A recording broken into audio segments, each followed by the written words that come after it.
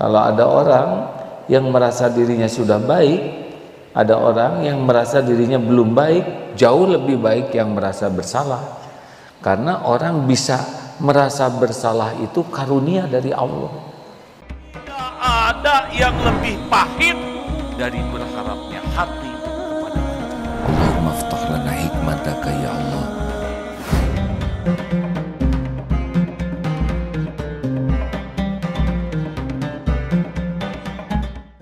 Alhamdulillahi rabbil alamin. Alhamdulillah, segala puji bagi Allah subhanahu wa ta'ala yang maha dekat, maha melihat, maha menyaksikan, maha mengatur segala-galanya, maha menutupi aib dan dosa, maha baik. Dialah Allah penggenggam langit, bumi berikut segala isinya, yang walaupun dia saksikan kita berlumur dosa, tapi Allah tetap berbuat baik, menutupi aib, dosa, bahkan memberikan hidayah, taufik, kita bisa mengenal jalan tobat, dan juga Allah menjanjikan ampunan tiada bertepi atas dosa hamba-hambanya. Allahumma salli ala Sayyidina Muhammadin wa ala alihi wa ashabihi ajma'in.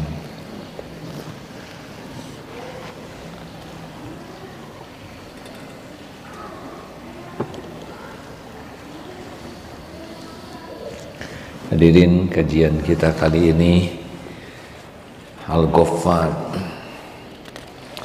Al-Ghaffar, kalau dari makna Allah yang maha pengampun, terambil dari kata dasar Ghafaro yang artinya menutup.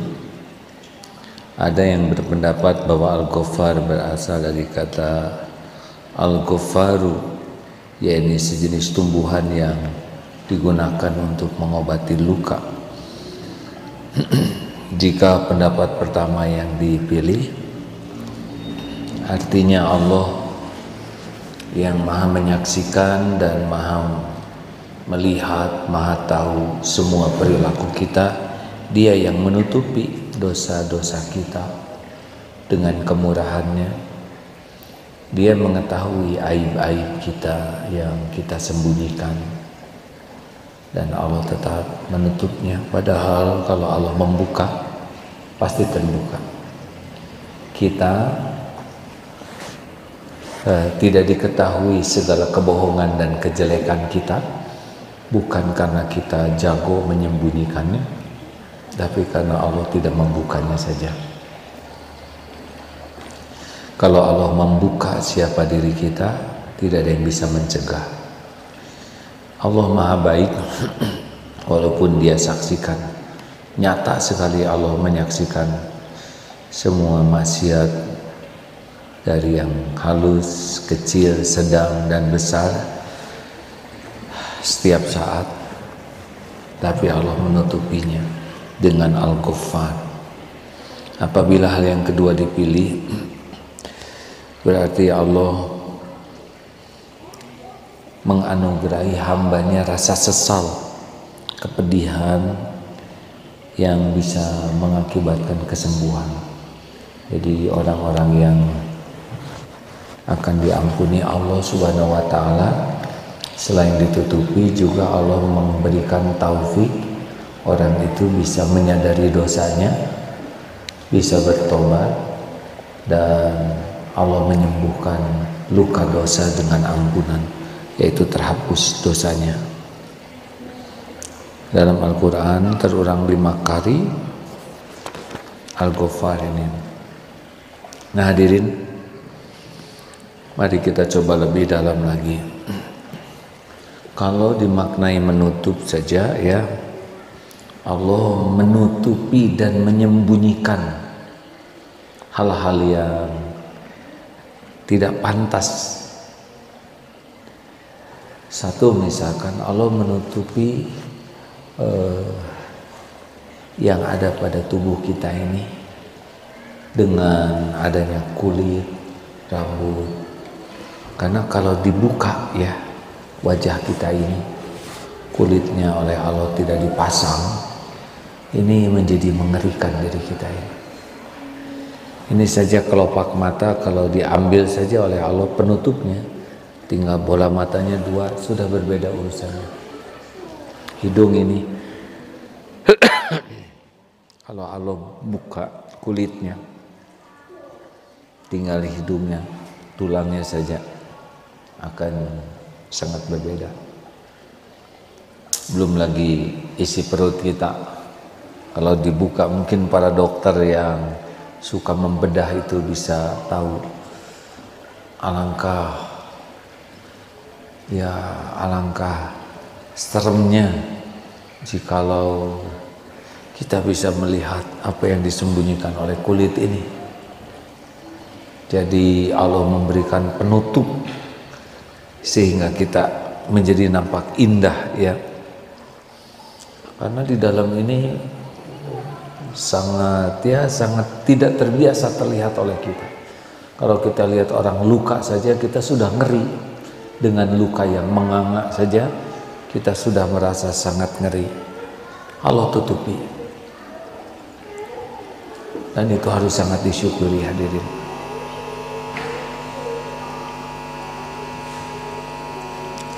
Yang kedua, Allah Subhanahu wa ta'ala juga menutupi pikiran-pikiran kita. Masya Allah, ada sesuatu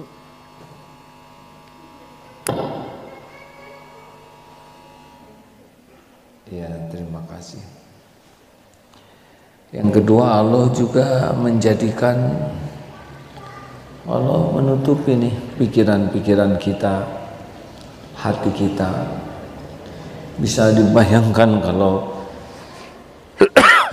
pikiran kita terbuka, sedang saudara yang hadir di sini semuanya berpikir, banyak yang ada dalam pikiran, kadang kotor pikirannya, ya, mesum, boleh saja duduk di masjid, boleh saja sedang sholat, tapi pikiran-pikiran kita biasa melantur kemana-mana.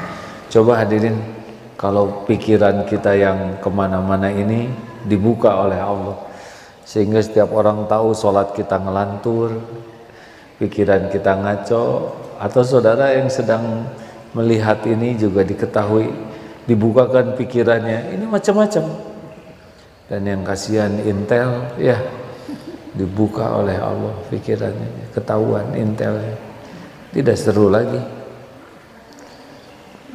Jadi banyak yang Allah tutupi, padahal Dia tahu persis pikiran kita.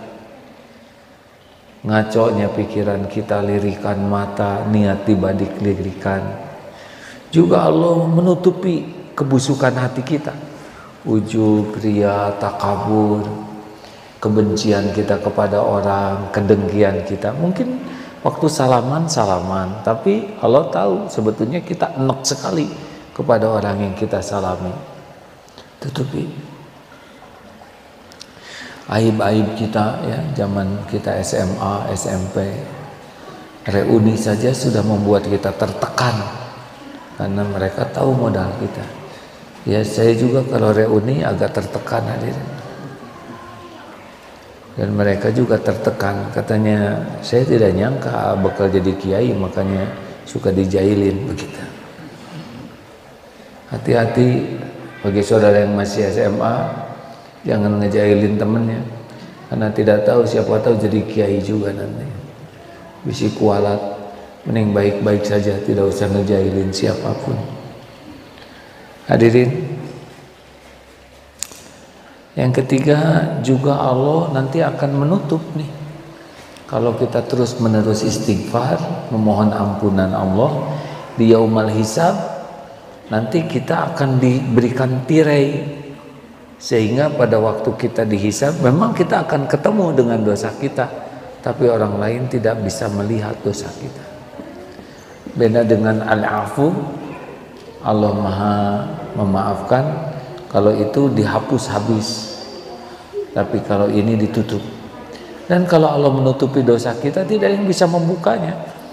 Wah, tapi kita ada jejak dosa yang terekam dalam jejak digital. Kalau Allah nutup, sama saja, tidak ada yang bisa membukanya. Tapi kalau Allah mau membuka, tidak ada yang bisa menahannya.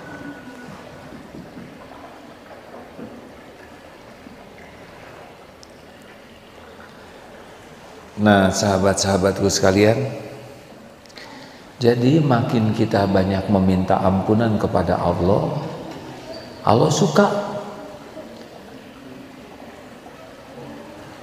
Ini ada orang yang taat, sholat, saum, zakat, pokoknya baca Quran, semua ketaatan dilakukan, minus satu, dia tidak mau istighfar. Tapi ada yang standar saja ibadahnya, juga melakukan dosa, baik sengaja tidak sengaja, tapi sesudah itu dia tobat dengan tobat sungguh-sungguh. Mana nih yang hebat? Yang amalnya banyak tapi tidak tobat, atau amalnya standar tapi sering tobat? Kira-kira yang mana? Orang yang tidak tobat itu manusia zalim. Wa man lam yatub fa ulaika humudz zalimun. Surat Al-Hujurat ayat 11. Jadi jangan sampai kita terkecoh ini. Merasa soleh itu lebih buruk daripada merasa salah. Kalau ada orang yang merasa dirinya sudah baik, ada orang yang merasa dirinya belum baik, jauh lebih baik yang merasa bersalah. Karena orang bisa merasa bersalah itu karunia dari Allah. Jadi kalau ada orang yang ngaku salah, tobat, itu karunia. Susah hadirin, karena nafsu tidak mau mengakui dosa kita.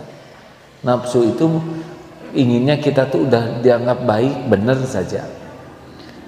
Nah, hadirin sekalian, tidak usah heran kalau kita dengar kisah dari Imam Hasan Al-Basri, ada yang konsultasi, Syekh, kemarau di tempat kami panjang, adakah amalan yang bisa mendatangkan pertolongan Allah, diturunkan hujan? Istighfar. Istighfar ini memohon ampunan kepada Allah. Lalu ada lagi yang memohon, Syekh, kami benar-benar dalam kesulitan keuangan, rezeki seret, ada amalannya? Istighfar. Ada lagi yang bertanya, Syekh, kami sudah lama menikah, belum punya anak, ada amalan supaya dititipi keturunan? Istighfar. Ada lagi, Syekh, panen kami gagal, ada amalan supaya subur, makmur? Istighfar. Ditanya Syekh, mengapa banyak persoalan, jawabannya sama?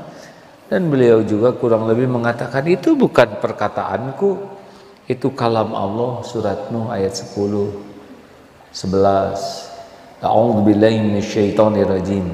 Faqultu astaghfiru rabbakum innahu kana ghaffara yursilis samaa'a 'alaikum midrara wa yumdidkum bi amwali wa banin wa yaj'al lakum jannatin wa yaj'al lakum anhara. Kukatakan padamu, istighfar, mintalah ampunan. Innahu kana ghaffara, sesungguhnya Allah Maha Pengampun. Yursilis samaa'a 'alaikum midrara, niscaya akan diturunkan hujan lebat dari langit. Ini janji Allah, hadirin. Dan Allah akan memperbanyak harta dan anak-anakmu. Artinya yang belum punya jodoh juga istighfar, karena datangnya anak itu dari jodoh dulu. Dan Allah mengadakan kebun-kebun dan sungai-sungai.